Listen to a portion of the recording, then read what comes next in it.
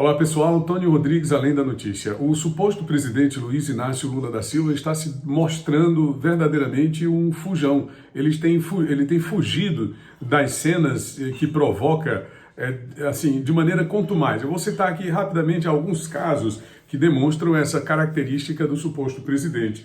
Ele, no episódio em que tripudiou sobre as ameaças de morte contra o ex-juiz, hoje senador Sérgio Moro, do Paraná, ele rapidamente se recolheu ao Palácio do Alvorada. Segundo seus médicos, ele estava com uma pneumonia e essa pneumonia poderia evoluir para um estado mais grave. O que é que ele fez? Ele se recolheu, passou a receber apenas o círculo duro, aquele núcleo mais duro do PT, e decretou o sigilo absoluto sobre as visitas que recebe. Aliás, ele decretou sigilo em vários momentos. Eu posso citar aqui pelo menos 3 momentos. Sigilo sobre a festa de posse, é um fato. E, segundo, os vídeos do 8 de janeiro, quer dizer, o Palácio do Planalto liberou para a Justiça, liberou para a Polícia Federal e para a própria Câmara dos Deputados e para o Senado, que tentam fazer uma CPMI, apenas alguns vídeos editados que mostram supostos elementos ligados ao ex-presidente Jair Bolsonaro participando das depredações. Mas a grande parte foi colocada em sigilo pelo próprio suposto presidente Luiz Inácio Lula da Silva. O terceiro sigilo seria o caso das próprias visitas que ele estava recebendo no Palácio da Alvorada quando esteve com a pneumonia, de acordo com os seus médicos. Nenhum documento foi apresentado, já que eles cobram tantos documentos sobre vacinação do ex-presidente e sobre tanta coisa. Por que não apresentar um laudo médico assinado por um profissional de saúde a respeito desse episódio, né?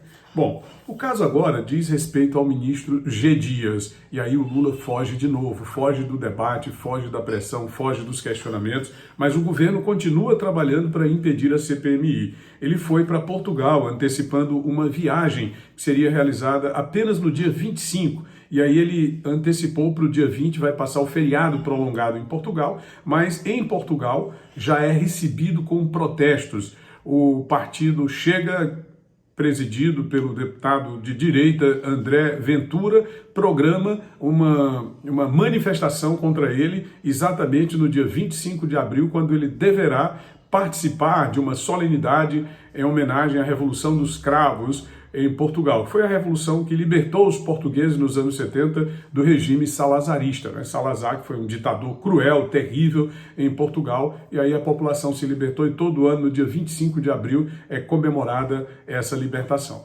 Acontece que ele foi convidado para alguns elementos da esquerda portuguesa para fazer um pronunciamento, e aí os parlamentares, o parlamento português não aceitou. Foi repudiada a presença de Lula como defensor da democracia por ser amigo de ditadores. Somente aqui no Brasil não se vê isso. É amigo do ditador da Venezuela, do ditador de Cuba, é amigo do ditador da Nicarágua, que expulsa padres, que prende freiras, que tortura adversários políticos. Ele é amigo de vários ditadores ao redor do mundo e agora se mostra um grande amigo do sanguinário Vladimir Putin, que é o presidente da Rússia, invasor da Ucrânia, e vem o Lula aplicar reprimendas contra a Ucrânia, dizendo ser aquele país o responsável pela guerra que está acontecendo lá. Bom, então ele vai enfrentar esse protesto no dia 25 de abril, e aqui no Brasil a situação não está muito boa para ele, né? Se em Portugal, que não é o seu país, a coisa está feia, imagine aqui.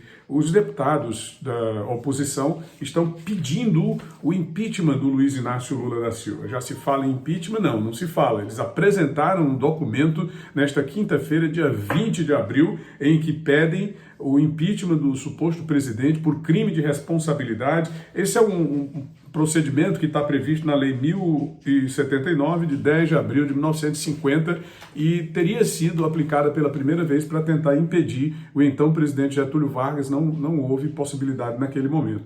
Mas olha, foram vários deputados que fizeram uma entrevista coletiva.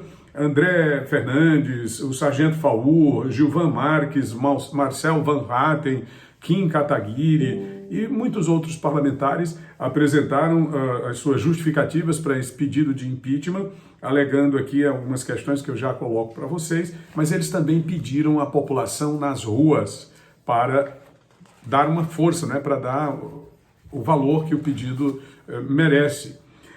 E uma preocupação manifestada por vários desses parlamentares é com a vida do Coronel G. Dias. O Coronel G. Dias foi flagrado. Interessante observar que o Coronel G. Dias não é homem da minha confiança, nem da sua, nem de nenhum dos parlamentares de oposição ao suposto governo Lula. É homem de confiança de Lula. Ele foi o elemento que durante 8 anos foi segurança do Lula, depois trabalhou na segurança da Dilma Rousseff e agora está sendo atacado da maneira mais covarde que se possa imaginar pelos próprios petistas. Olha só o que disse aqui o Lindbergh Farias sobre o Coronel G. Dias. Disse que ele agiu por omissão ou colaboração com os bolsonaristas. Repara, o cara é da confiança do Lula. É o ministro-chefe do GSI, ou era até poucos dias, e agora ele é colaborador do Bolsonaro, segundo aqui esse boquirroto do Lindbergh Farias, que é deputado federal pelo PT do Rio de Janeiro.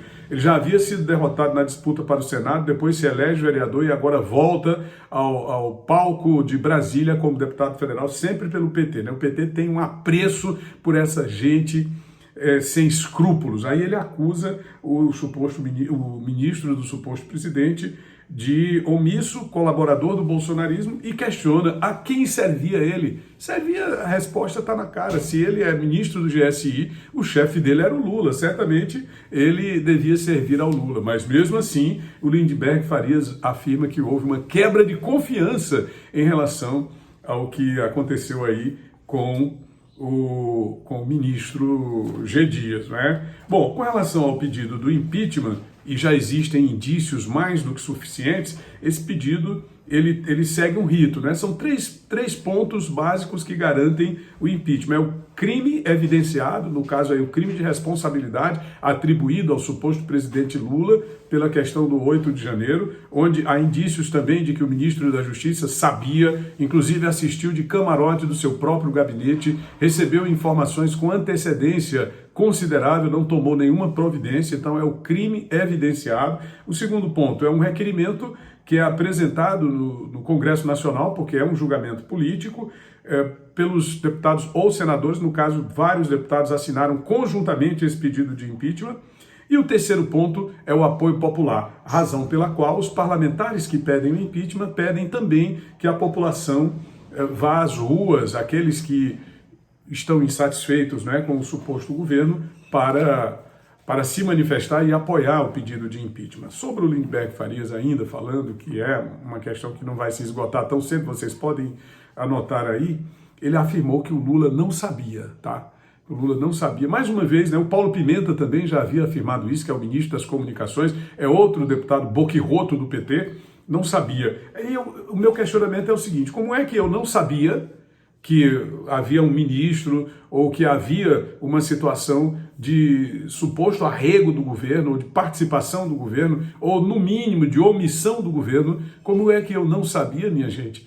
E coloquei sigilo nesses vídeos. Quer dizer, esse argumento do Lindbergh Farias, do senhor Paulo Pimenta, eu também ouvi um discurso do Alexandre Padilha, vai para casa Padilha, dizendo que o governo não sabia, foi apoiado de surpresa. E até eles agora estão apoiando a CPMI, tá, pessoal? O pessoal do PT e da esquerda agora está apoiando, não sei se isso é jogo de cena, para tentar articular até a semana que vem no sentido de retirar assinaturas, conforme já denunciado, para impedir que a CPMI venha a ocorrer. Mas fica o meu questionamento, como é que o indivíduo, suposto presidente, não sabia dos acontecimentos, da presença do ministro ou da participação de elementos do governo, do arrego dos militares do GSI e outros mais ali colocados estrategicamente, convivendo harmonicamente com os manifestantes, dando passagem, tapinha nas costas, oferecendo água, remontando um relógio que já havia sido destruído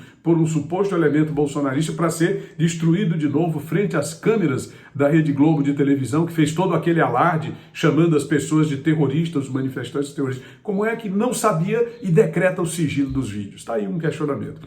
E, finalmente, o superpoderoso ministro Alexandre de Moraes, ele mantém na prisão o ex-diretor-geral da Polícia Federal, ex-ministro da Justiça do governo Bolsonaro, ex-secretário de Segurança do Distrito Federal, o Anderson Torres, já está 4 meses preso, sem que ainda se tenha formado qualquer tipo de culpa em relação a ele lamentavelmente. É um caso realmente de se lamentar. Nós já fizemos inclusive um vídeo mostrando a situação dramática enfrentada por ele. Enquanto isso, nós temos o ministro, o próprio ministro do GSI, ex-ministro do GSI, o senhor G. Dias, Gonçalves Dias, que tem até nome de poeta, que continua em liberdade.